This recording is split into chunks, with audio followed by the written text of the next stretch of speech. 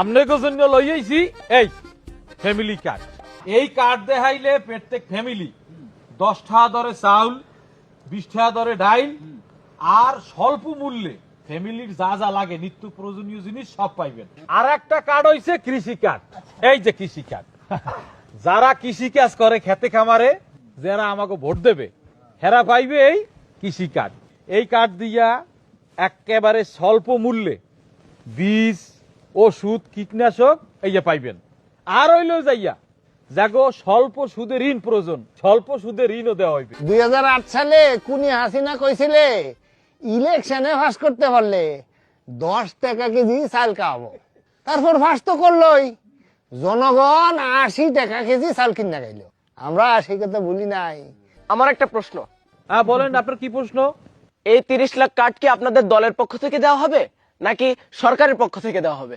আরে আমাদের সুবিধাবাদী দলের পক্ষ থেকে দেওয়া হবে। হ্যাঁ। আপনার পেশা কি? আরে আমাদের পেশা মানে আমরা রাজনীতি করি। রাজনীতি কি কোনো পেশা হতে পারে? আপনাদের আয়ের উৎস কি? হই হই মিয়া, আমাকে কি তোমার চাঁদাবাজ মনে হয়? আমরা কি চাঁদাবাজি করি?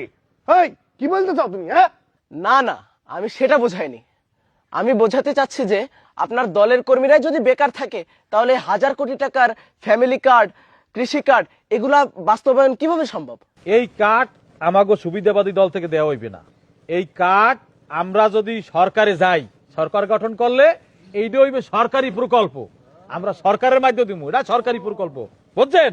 ধরে নিলাম আপনারা সরকারে গেলে এই প্রকল্প বাস্তবায়ন করবেন, কিন্তু সরকারের পক্ষ থেকে যেসব প্রকল্প চলমান যেমন ভিজিডি, ভিজিএফ, টিসিবি ইত্যাদি ইত্যাদি, এগুলো বাস্তবায়ন করতে গিয়ে সরকার ব্যাপক দুর্নীতিগ্রস্ত। তাহলে আপনারা কিভাবে এগুলো বাস্তবায়ন করবেন? কিভাবে সম্ভব? তুমি কোন দল করো? আমি কোনো দল করি না, আমি সাধারণ ভোটার। হই, তুমি কোনো দল করো না? না, তোমার আমি ভালো করে চিনছি। হ্যাঁ, তুমি আইছো এখানে এসে পেছ লাগাইতে, গ্যাঞ্জাম লাগাইতে না? কেন বাজান গ্যাঞ্জাম করবো কে? ও তো ঠিকঠাক মতোই প্রশ্ন করছে, তাহলে উত্তর দাও। হ্যাঁ, উত্তর দেন। উত্তর দাও। হই মিয়া, উত্তর দিতে আমরা বাধ্য না। কেন কেন আপনার এত উত্তর দেওয়ার জন্য আমরা বাধ্য না। একেবারে দেখে ছাড়বো, কেউ তো ছাড়া হবে না।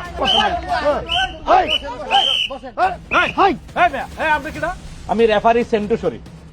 ফুটবল খেলার মাঠে আমি কোনো ফাউল সহ্য করি না। আমার গ্রামে নির্বাচনী আচরণবিধি লঙ্ঘন করে আপনারা যে ফাউল করছেন সেটা আমি কোনোভাবেই সহ্য করব না।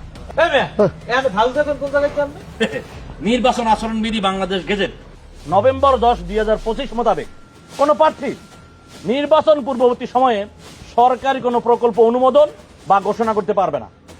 আপনারা সেই আচরণবিধি লঙ্ঘন করে সরকারি প্রকল্পের নামে এই যে জনগণকে ভুয়া প্রলোভন দেখিয়ে এই যে ভুয়া ফ্যামিলি কার্ড, ভুয়া কৃষক কার্ড ঘোষণা দিয়েছেন, এই ঘোষণা দিয়ে যে ফাউল করছেন, এই জন্য জনগণের পক্ষ থেকে আপনাদেরকে দেখালাম এই লাল কার্ড।